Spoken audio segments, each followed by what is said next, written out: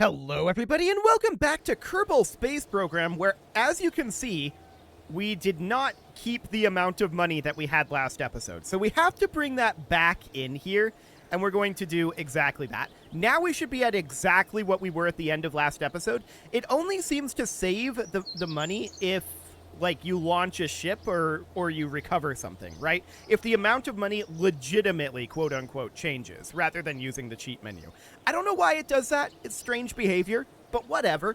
That's absolutely fine. What is less fine is the mission that we're on. The mission that we are on is the iRosa 1 and 2 mission. Now, this is like replacement solar arrays for the ISS. iRosa 1 and 2 failed, and the solar panels were jettisoned, so they are not in the final build. However, I still want to do a bit of build here. Let's hop into the tracking station and let's load up the ISS real quick, and we can actually get rid of this debris. That's the second stage from the last flight. So we can hop into the ISS here. And the question is, well, what are we going to do for this mission if those get jettisoned and are just, you know, not included in the final build? There was some technical issues with them. Well, what we're going to do is we're going to work on the scaling, I think, of our solar panels.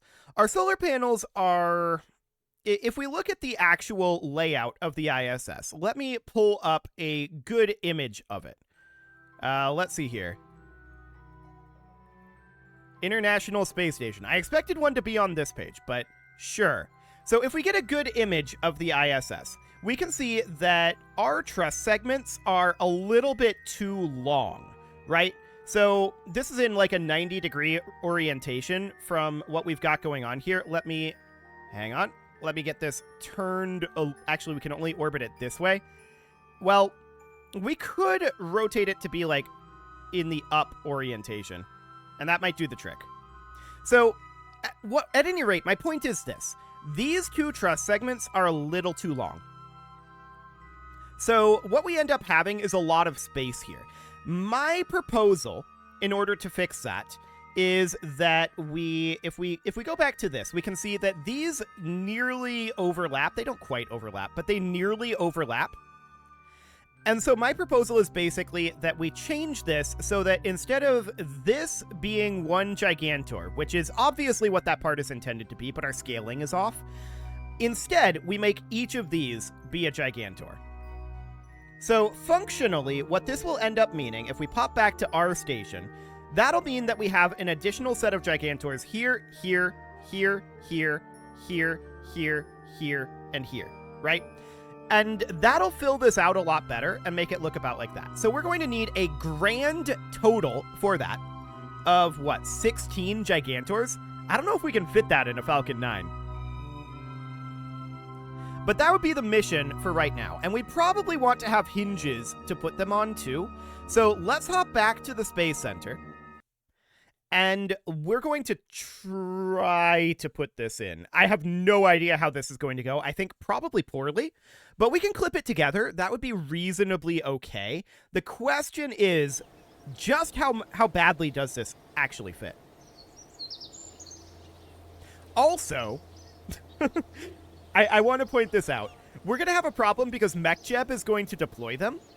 We can undeploy Gigantors, but that's going to be janky. No doubt about it. It's going to be clipping all through everything.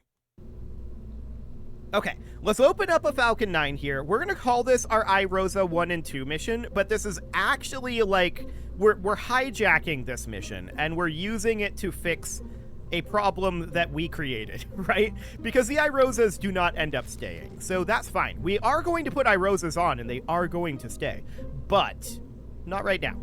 So, first things first, I want some hinges in here, and we're going to need like 16 of these things. So robotics, and we're going to go for G00 hinges. I'm going to do 8x symmetry, and we're just going to put in 16 of them, something like that. So 16 hinges, there we go. Next up, the question is, how are we going to get 16 Gigantors in here? This is going to be interesting. So the size of a Gigantor, actually, we could just clip them together reasonably, like that.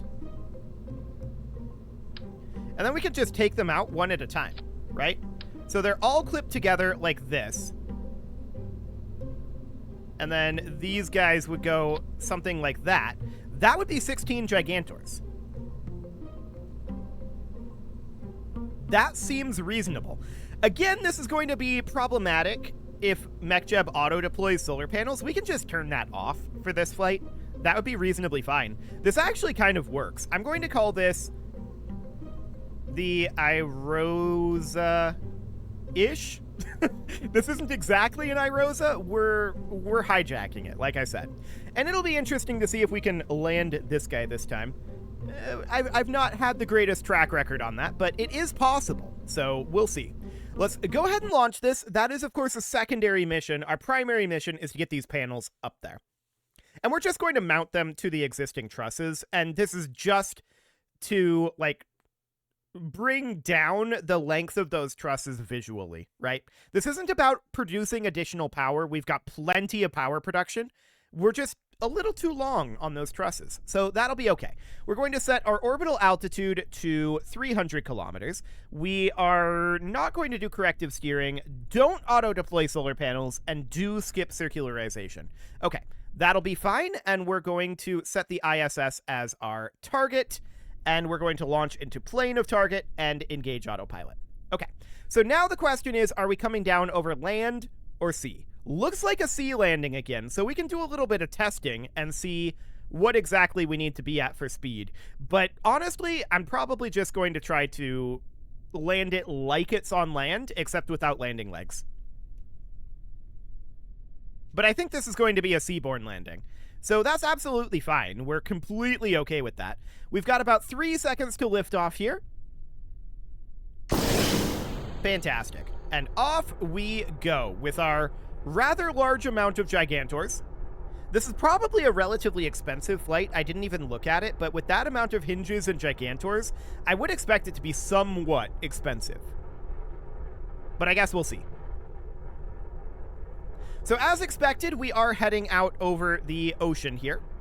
That is absolutely expected.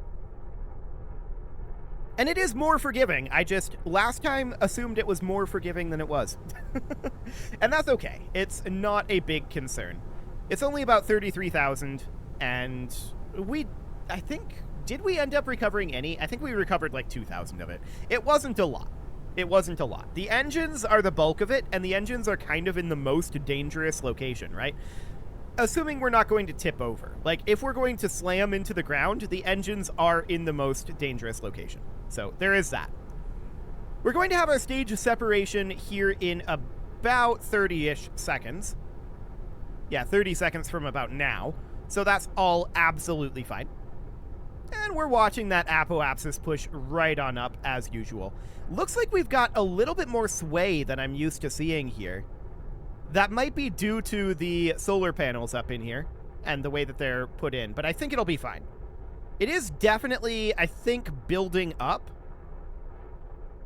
Not necessarily ideal. We'll see how it goes. We've got about 10 seconds to separation. We do have plenty of apoapsis height, so that seems okay. Separating as of right now. Okay. So up we go. Fantastic. We can see our apoapsis height is about 100 kilometers at this moment. So I think we're going to be a little low on our Falcon 9. That's absolutely noted. I think that probably came from the wiggling, and that causes the engines to not have exactly straight thrust, which does end up losing some value. No doubt about it. But it's okay. We'll be absolutely fine here. We're going to hit space soon enough. We're going to have to manually extend these solar panels once we do, because we turned that off for obvious reasons. We don't want to have to collapse 16 Gigantors that are clipping through everything. Okay. 70 kilometers. Let's get these photovoltaic panels extended. Excellent. And now that we're in space, I'm going to physics warp. And we're just going to get ourselves a whole bunch of horizontal speed.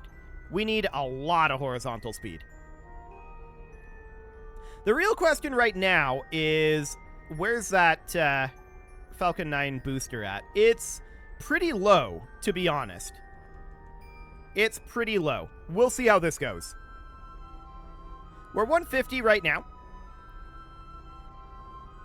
And it's going to go faster and faster. 200, and we're almost to 300. Fine-tuning the apoapsis. Okay, engine is shut down. We're swapping to the booster. We are above the atmosphere, but we're not hugely above the atmosphere. We're at like 85 kilometers. So we don't have a lot of time here. We need to immediately jump to surface velocity minus. We need to enable our air brakes. There we go. And we're heading towards surface velocity minus. Keeping an eye on our burn time. We have 11 seconds of burn. Okay, that's fine. And we're just very, very slowly turning over. Once we get into the atmosphere, we can steer with our air brakes, and that will help a lot. Okay. I'm going to do a re-entry burn, as usual, at about 40 kilometers. Now we're able to steer with our air brakes, and that'll become more and more effective. Cool. We are descending at a pretty high vertical speed, about 600 meters per second, but that will get significantly better. We're down to 60 kilometers. Not doing our re-entry burn yet. That'll happen at 40. Which, I mean, we're pretty re-entered at that point. I want to point that out. No doubt about that one. So at 40 kilometers, we're going to burn. That'll be momentarily here. 2, 1, 0. Burning here until we have 7 seconds of burn left. There we go. Re-entry burn shut down. And we're going to continue to fall here, but that's absolutely fine. We're going to continue to accelerate in this fall as well. But we will start to decelerate soon as we get into this thicker portion of the atmosphere. So fingers crossed that we can pull this one off this time. This should be a pretty simple retrieval. In theory, assuming I don't mess it up. We'll find out. 15 kilometers up, and we are beginning to decelerate. 10 kilometers up, continuing to decelerate. 7 kilometers. 6. 5. Definitely decelerating. No doubt about that. 3 kilometers up as of now. 2. Now. And beginning our braking burn here.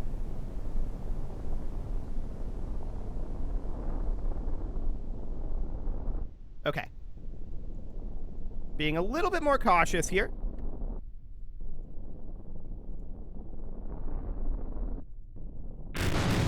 There we go. Now we're going to tip over, and the question is, does that break anything? No, we're good. Okay, that was much better. We'll recover that, and that is going to be a very solid recovery. And that's good, because like I said, this is going to be one of our more expensive flights, I think, with that number of Gigantors. I'd have to double check. We can actually do that. We can hop into the VAB here and double check exactly how much that costed. I don't know offhand because I didn't look, and I should have. But yeah, let's definitely do that. Let's load this in as soon as you get there, KSP. You can do it. I have faith in you. We're expecting to get like 33,000 back from that. 34,000. Nice. Okay, let's hop into the VAB real quick here, and I want to check to see what the cost of this mission actually was. We are, of course, going to have to get our primary mission into proper orbit soon, but I want to open up the Falcon 9 Irosa-ish. And let's see here. Falcon 9 Irosa-ish. 103. Okay, that's not so bad. I expected that to be a little bit higher than that, but that is definitely an expensive Falcon 9. No doubt about that one. So we're going to have to head into the tracking station here as soon as we get loaded in. And I guess I will be back after we get the... Nope, never mind, it loaded. Okay, that was faster than I expected, for sure. I was going to cut out that loading, but no, that was actually okay. So the Falcon 9 is going to, of course, need to make its way, or rather the Dragon is going to need to make its way into orbit here. And we'll do a little bit of inclination change here, I'm sure. let's see what that ends up looking like. So as soon as we get loaded in here, we're going to head on off to the ISS. So the ISS is, of course, selected as our target. Our ascending node is 1.5 degrees off. I'm actually going to do an inclination change at the descending node here. That's pretty off. I would normally combine it together, but this is not all that close to the apoapsis, so we can just do it like this, where we do the inclination change first, and then we do our circularization at the apoapsis, and then we head off to the station. That would be the idea. So this is going to be like a 3-burn procedure. Okay, we don't need you anymore, MechJeb. You have completed your mission. Sounds great. Okay, so 51.8 meters per second, and we're going to warp forward to that descending node. About a 4-second burn to put ourselves into the correct inclination. And let's continue to warp forward a little bit here. 40, 30, 20, 10, and mark. Okay, just getting that last little bit there. That last roughly meter per second. This should be good enough. There we go. And now at the apoapsis, we're just going to look to circularize. Beautiful. Something about like that should do. Okay, now we'll orient for that. We're in our correct inclination, and now we just need to actually get into orbit. We're technically almost in orbit. We need 3 kilometers of periapsis to be in orbit. We're technically suborbital right now. But we would survive several orbits, for sure. In fact, probably quite a lot of orbits. It would take a lot to aerobrake from here. No doubt about that. But let's get ourselves into a real orbit. I don't want to test how many orbits that would take. It would be a lot, no doubt about it. And let's go. So we're circularizing here. We're in a proper orbit now. And we're just making that a nice circular orbit. Good enough. That'll do. 0.0 meters per second, and I say good enough. That was pretty good, I'm not going to lie. So we're going to see what happens if we attempt to intercept somewhere around here. That's intriguing. But we're just too late. Which is, of course, very unfortunate. We're going to have to bring this around a number of orbits here. And do it somewhere around here. We are just too late to make an interception here. If we were around here in the orbit, like if we did it around the time that we had done the inclination change, that would have done the trick. Sadly, we didn't. So it's a little rough here, but we'll have to make a about 4-hour orbit pattern here. That's okay. 66.4 meters per second, and we'll just make a few orbits here. No major problem here. 3 hours to go. 2 hours. 1 hour.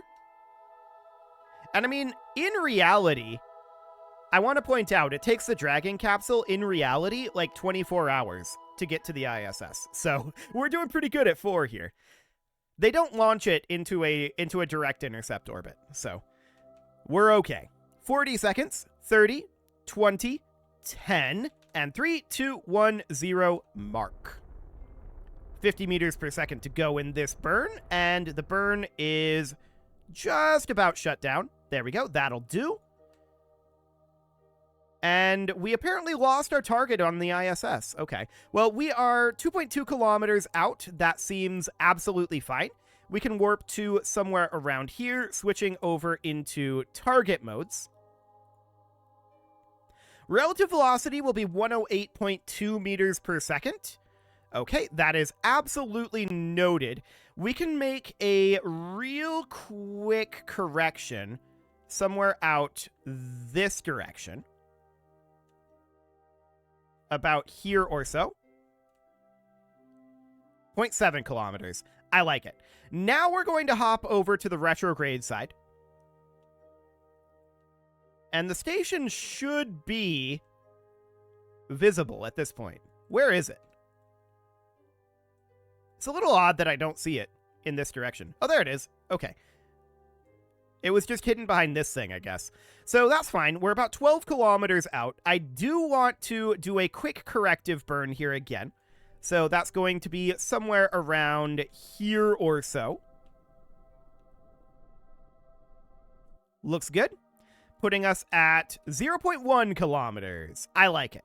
So that is very, very solid. We'll go to target velocity minus, and we're just going to need to warp in a ways until our frame rate goes bye-bye. Frame rate is, of course, going to disappear once this thing loads in.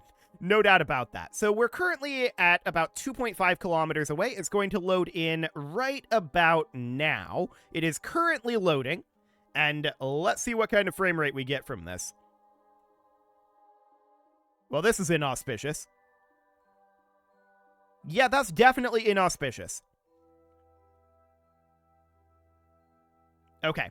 Well, let's bring this in a little bit closer here, and I'm going to begin our braking burn fairly soon here. I'm thinking 1.2. I want to be on relative velocity minus. So 1.2 is when we're going to begin this braking burn. Beginning it now. This frame rate is spicy. No doubt about that one. Okay. So all is looking decent here. Now, we're going to have to do some pretty big shenaniganery in order to properly have this positioned to get these installed. The question is, how do we want to go about doing that, right? And I think the answer to that is we just park somewhere out over here. Okay, I'm going to jettison this fuel tank. It's actually only got 172 meters per second left this time. That's not a lot, but I'm going to jettison that.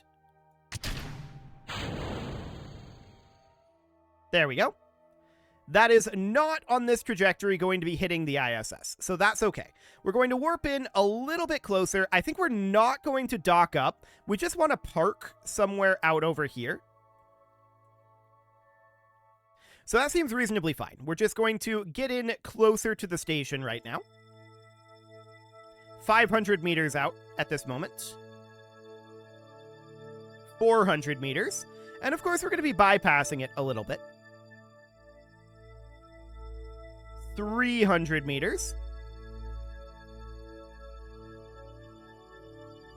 200. Okay, we're kind of bypassing it now, and I'm going to be braking us. So we need to park somewhere up over here, right? And just do some work on these solar panels. That's the idea here. We're down to 3.5 meters per second. I do want to be heading a bit towards the station. The question is, which way is towards station? Answer is this way.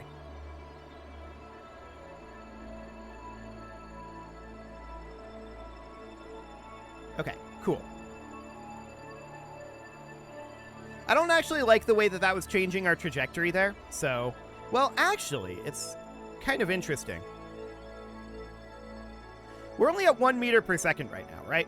And I want to head around to relative velocity up at this time. And I want to see what way we're currently facing. Yeah, our frame rate is special at this moment. No doubt about that, but it should be fine. And all we need to do is just go in and install 16 solar panels, right? It'll take a little bit of time next episode, for sure. Actually, I think this is a quasi-decent angle, although we're going to need to go down a bit, I feel like. So what direction is currently down? Well, first off, I'm going to rotate us like this. Ooh, overshooting it. Rotating us about like this. There we go. And then down is this direction.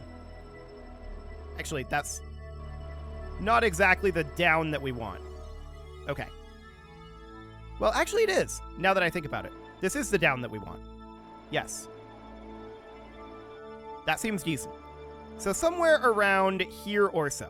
Let's warp in a little bit closer. Yep. Seems decent. Coming out of that warp. And I'm just going to brake us here.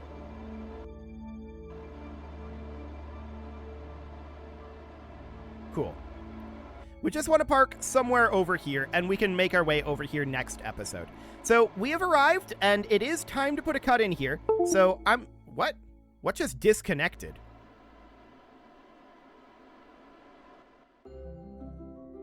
Also, stop this. I don't know what just disconnected. That was weird. I don't see anything broken. Sure. Very strange. Well, at any rate, it is time to put a cut in here, so I'm going to go ahead and do that. And next episode, we're going to head on over here. And, oh, apparently it's my mouse. Fascinating. Well, I do have the new mouse, so I'll just change that over. You can leave your offerings to the engagement gods in the form of likes, comments, subscribes, and bell ringings, and a very special thank you to all of the channel members for making this video possible, including ALS Gamer, Shadow Wolf, Kentogan, Ali Lee, Upper Cumberland Gamers, Nick Smarty, Dimitri H, Punching the Microphone, Soccerman12UK, and all the rest. And of course, you. Thank you for watching. If you'd like to support the channel, you can click the join button down below the video, and as always, I will see you all next time. Gotta love it when your mouse dies live on the video. Well, I already had a replacement ordered, so it's all good.